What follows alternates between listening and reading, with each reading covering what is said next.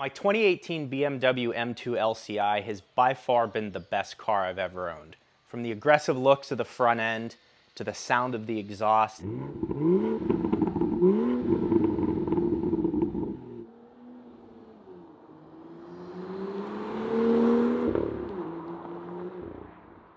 And even the feel that the shifter has, this car is incredible. Unfortunately, there's a couple things that have gone wrong, minor, but I'm gonna show you them because there's always concerns of buying an M car, what are gonna be the maintenance costs. I've saved everything, so I'm gonna show you that in this video.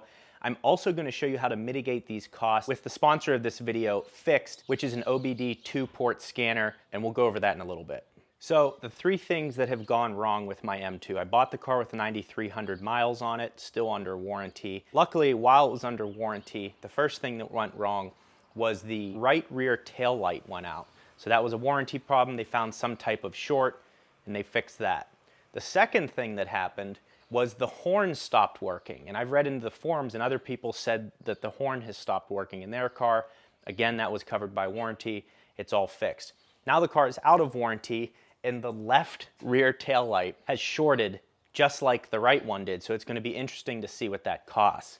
Now, the reason why the sponsor of today's video is important is because if you don't know much about your car or if you're new into getting a performance car like this, you'll just start saying yes, which is what most BMW customers do. They'll go into the dealership, they're like, it's $1,000 to fix this, and you're like, okay, I guess just fix it, because you don't know any different. So I'm gonna show you $3,000 in repairs that BMW has recommended to me. So oil change, $129. After tax and everything, it's like $149. Pretty standard, and for me, that's a reasonable cost. I don't have the stuff in the garage to do it. They do it in 40 minutes and it's all done. That's worth it to me. A lot of people will say, oh, why don't you just do it yourself? I don't want to, that's why. Also, the rear tires, they wanted to replace the rear tires, $836. What I'd recommend is go to TireRack.com, get the OEM tires for your car. So like for me, I put the Michelin Pilot Super Sports on the rear of the car. Unfortunately, this car came with the Continentals.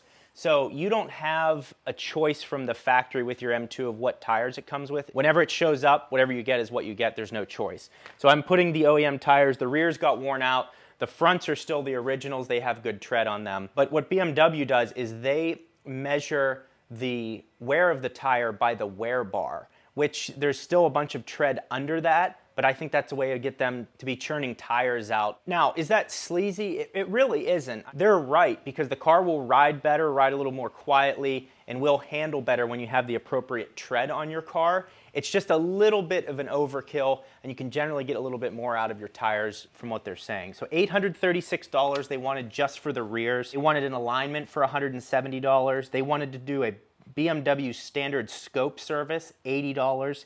They wanted to, now this one's really funny. They wanted to replace my engine air filter, $122.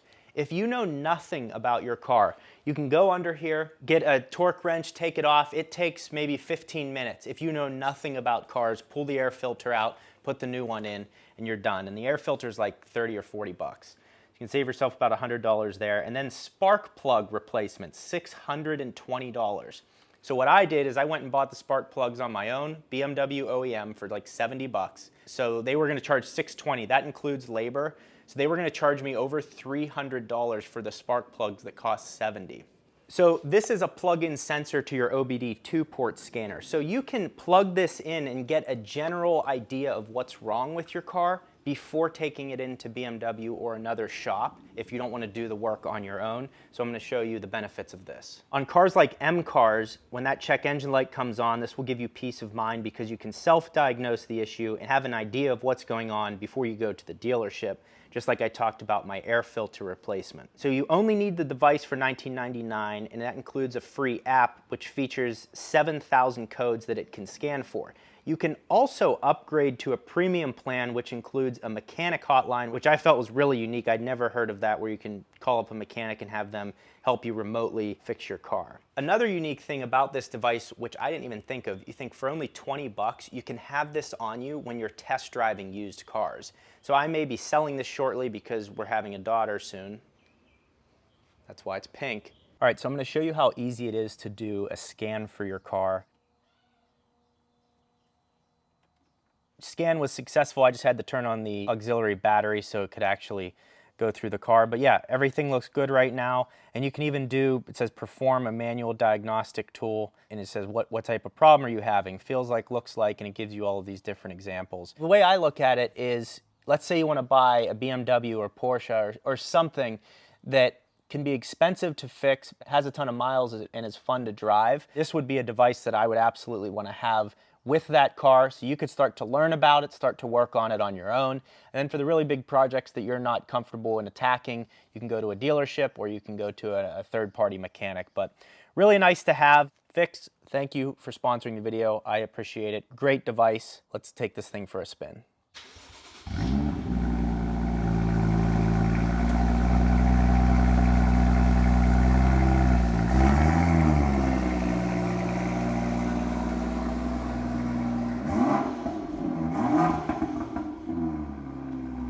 So as I said earlier, this car is just incredible to drive. The shifter feels perfect. The rev matching was controversial at first when that came out, so when I downshift, it perfectly rev matches me. And the aggression of the rev matching changes based on what drive mode you're in. So if you're in comfort mode, we'll go into comfort, go in the fourth, and I'll downshift the third.